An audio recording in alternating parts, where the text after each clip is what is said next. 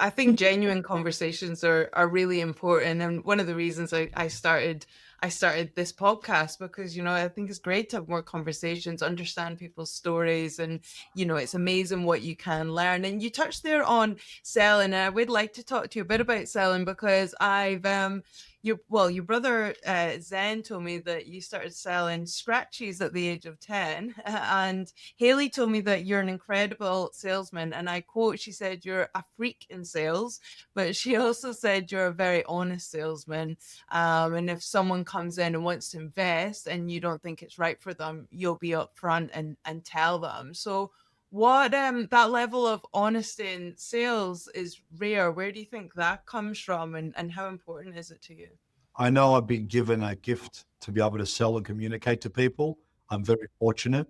So I want to make sure that I use it for something that I believe in as a product. So one of my sales abilities is the conviction in what I sell.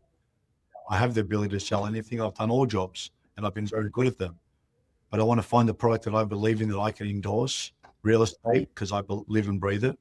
And Haley's known me for 25 years. I've worked with Haley for years. She's amazing. She said, "You always were great at selling." And I always believed in myself. The first job I got when I was 19 in real estate, I called up a lady and she goes, "How old are you?" I said, 19. She goes, "You're too young." I go, "Don't hang up the phone, please. Don't hang up the phone. Let me come in. Let me see the guy and he can say no to my face. Please don't hang up." She goes, "You know what? Come in." He's pissed me. And he goes, "What do you think, Chris?" And I said, "I'll be honest. I don't think there's any commercial residential real estate. I live at home with my parents. If you give me a chance, I'll be your best guy in 3 months." Right. The rest was history. Oh, I knew that I could work hard.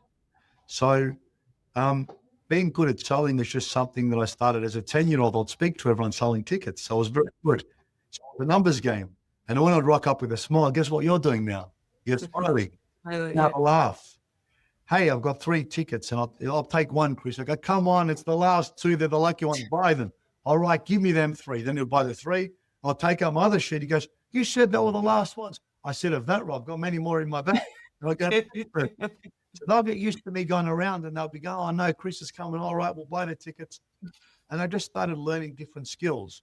But it came down to communication. It came down to confidence, which confidence you learn over repetition. And when it comes to an honest salesperson, I've said it many times. I want to treat people how I want to be treated.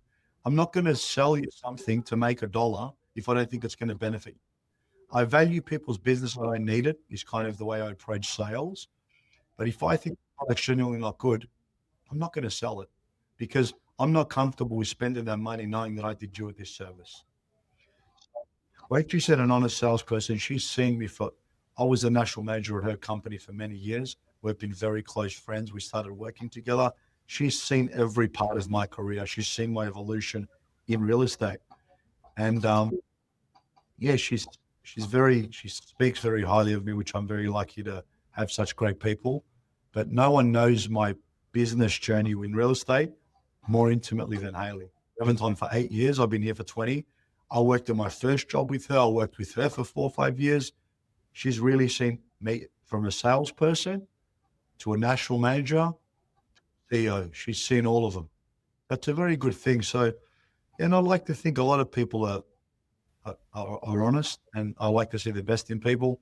And in sales, it gets a bad word, but I'm proud to be in sales. I love Mm. sales. I think it's a beautiful word if it's used correctly, and you can empower someone to make a decision and act and make money. You've done them a service, not a disservice. As long as you're selling a good product at the right price and people are making money.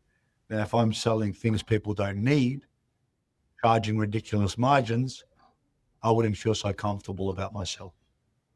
I do it. I can do that as good as anyone, in my opinion. Mm.